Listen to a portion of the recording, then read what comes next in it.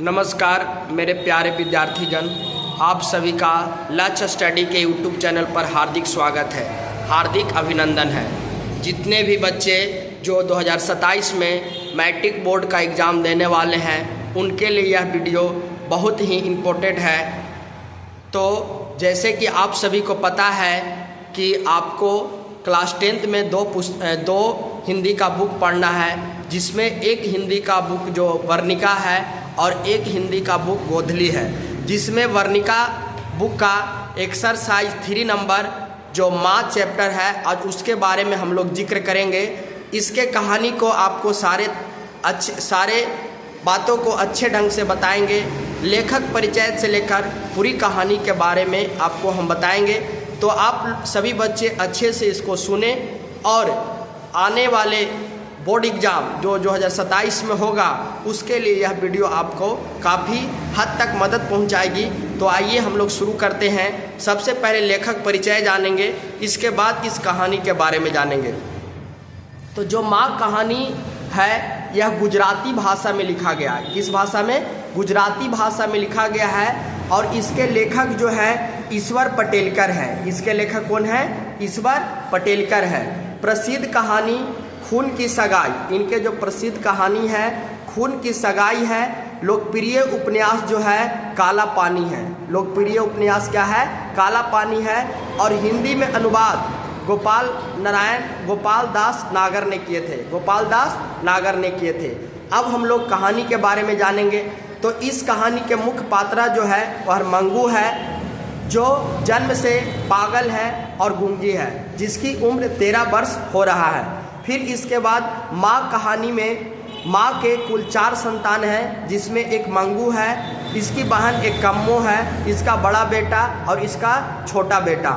मतलब माँ के कुल 4 संतान हैं, मंगू को छोड़कर कुल 3 संतान हैं। अब इसके बारे में आगे क्या है कहानी में, तब माँ जो है मंगू से बहुत ही प्रेम करती है, बहुत ही प्यार करती है, क्योंकि मंगू जो है जन्म से पागल है। वह बाबू कोई भी कार्य अपने से नहीं कर सकती है, खाना भी अपने से नहीं खा सकती है, स्नान भी अपने से नहीं कर सकती है, वस्त्र भी अपने से चेंज नहीं कर सकती है। तो माँ जो है पूरी ख्याल जो है मंगू को रखती है, क्योंकि माँ होती है। माँ के लिए संतान कैसा भी हो, पागल हो, गूंगा हो, कैसा भी हो, बराबर का ही प्यार होता है। इसीलिए माँ जो है मंगू को बहुत ही प्रेम करती है। लेकिन कम्मो उसकी बहन और दो जो भाई है मंगू को तनिक सु भी प्यार नहीं करते हैं, उनके ऊपर ध्यान नहीं देते हैं, उनको से बाबू दूर भागते हैं, उनको किसी प्रकार के कोई सहायता नहीं करते हैं। साथ ही साथ यहाँ तक चाहते हैं उनके बहन और बेटा, छोटा बेटा कहते हैं कि माँ तुम इसके पीछे बेकार समय अपना बर्बाद करती है, इसको अस्पताल में भर्ती कर दो, इसको अस्पताल में भर्ती कर दो, या घर में मर जाए तो हमको कोई दिक्कत नहीं है, संतोष हो जाएगा। लेकिन माँ नहीं चाहती है। माँ कहती है अस्पताल में हम भर्ती नहीं करेंगे, क्योंकि माँ अस्पताल को गौशाला समझती है। माँ अस्पताल को क्या समझती है? गौशाला समझती है। इसीलिए मंगू को अस्पताल में यह भर्ती नहीं कराना चाहती है। तो यहाँ से प्रश्न आता है कि माँ अस्पताल में मंगू को क्यों नहीं भर्ती कराना चाहती है? क्योंकि अस्पताल को गौशाला समझती है। क्योंकि जिस प्रकार से गौशाला में भैंस, गाय, बकरी को बांधा जाता है, उसको ध्यान नहीं दिया जाता है, उसी प्रकार अस्पताल में हम अपनी मंगू को भर्ती कराएंगे तो उसको सही समय पर भोजन नहीं दिया जाएगा, सही से ख्याल नहीं रखा जाएगा, वस्त्र नहीं चेंज किया जाएगा, उसको कौन ख्याल रखेगा, कौन उसको देख रेख करेगा? इसीलिए माँ मंगू को अस्पताल में भर्ती नहीं कराना चाहती है। फिर आगे जो लिखा हुआ है अगहन का महीना, तो अगहन के महीना इस बात के जिक्र करता है कि कोई बाबा ने इनको बताया था कि अगहन की महीना आएगा तो मंगू जो है अपने आप ठीक हो जाएगी। इसीलिए माँ को अगहन का महीना बहुत ही बेसब्री से इंतजार रहता है कि अगहन के महीना आएगा तो मंगू ठीक हो जाएगा। इसी प्रकार से कहानी आगे बढ़ते चला जाता है।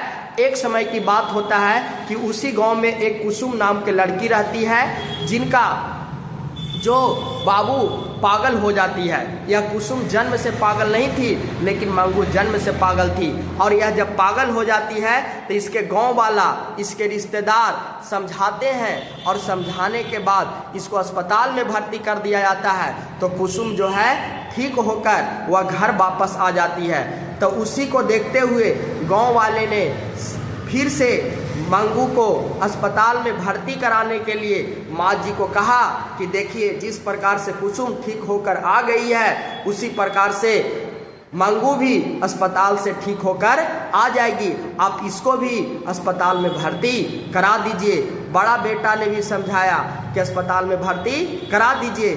तो उसी को थोड़ा सा इनको जब विश्वास हुआ तो माँ ने बड़े बेटे, क्योंकि बड़ा बेटा जो था वह बाहर रहता था, शहर में रहता था, बड़ा बेटा को चिट्ठी लिखा, बेटा आ जाओ, मंगू को, बहन को आपकी अस्पताल में भर्ती कराना चाहते हैं। तो बड़ा बेटा जल्द से जल्द घर आया और माँ और मंगू और बड़ा बेटा तीनों बैलगाड़ी से रेलवे स्टेशन के पास पहुंचा अस्पताल जाने के लिए। जैसे ही रेलवे स्टेशन के पास पहुंचा तो रेलवे स्टेशन में जिस बोगी में बैठा हुआ था और कुछ यात्री लोगों ने कहा मंगू के बारे में माँ से कि आप इसको कहाँ ले जा रहे हैं। तो माँ ने कहा कि इसे भर्ती कराने के लिए हम अस्पताल ले जा रहे हैं। तो बाबू जैसे ही बोला तो बगल वाले ने कहा कि आप बेकार इसको अस्पताल में भर्ती कराने ले जा रहे हैं, इसको कौन देखेगा, इसको कौन देख रेख करेगा, मतलब नेगेटिव चीज़ों के बारे में बताया। तो माँ को फिर से दुख होने लगा कि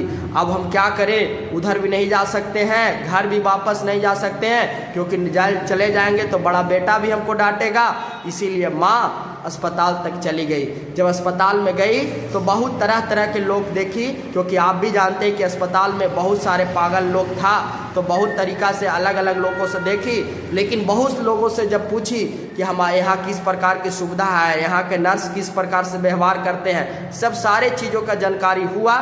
तो इनको लगा कि नहीं, अच्छा है, यहाँ से कोई दिक्कत नहीं है। तो माँ ने भी नर्स से मिला और डॉक्टर से मिला। तो नर्स और डॉक्टर ने माँ को बहुत ही सांत्वना दिया, कहा कि टेंशन आप नहीं लीजिए, मंगू को अस्पताल में भर्ती कर दीजिए, इसका सारा देख रेख हम करेंगे, सारे अच्छे ढंग से खाना खिलाएंगे, कपड़े चेंज करेंगे, सारे चीज़ को देख रेख करेंगे, विश्वास दिलाया। तो माँ ने मंगू को अस्पताल में भर्ती करा दिया और भर्ती कराने के बाद 11:30 बजे के लमसम में वह घर आई, माँ और बेटा वापस अस्पताल से।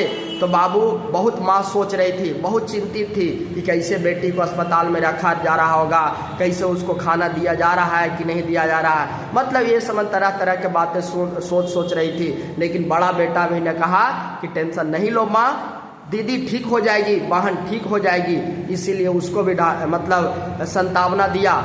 लेकिन क्या होता है कि सुबह जब होता है तो माँ भी जो थी, माँ को बहुत सारे लोगों ने घेर कर रखा था, वो भी बड़बड़ा रही थी, वो भी मतलब उसी तरह की पागल की तरह कर रही थी। जैसे ही सुबह देखा बेटा ने, बाहर आके देखा तो बाबू देखा कि माँ जो है मंगू के ही श्रेणी में आ जाता है, मतलब माँ भी जो है पागल हो जाती है मंगू के याद में। इसीलिए कहा जाता है माँ माँ होती है। पूरी कहानी में यही कहानी था। आपको सारा ऑब्जेक्टिव, सारा सब्जेक्टिव यहाँ से क्लियर हो जाएगा। आप प्रश्न को देखें, आप सुने होंगे अच्छे से वीडियो को, तो आपको सारा क्लियर हो जाएगा। बहुत बहुत धन्यवाद। आपको हम नेक्स्ट वीडियो में मिलेंगे और नेक्स्ट चैप्टर में मिलेंगे। बहुत बहुत धन्यवाद। वीडियो को अच्छा लगे तो लाइक और सब्सक्राइब कीजिए चैनल को और शेयर भी कीजिए। बहुत बहुत धन्यवाद। जय हिंद, जय भारत।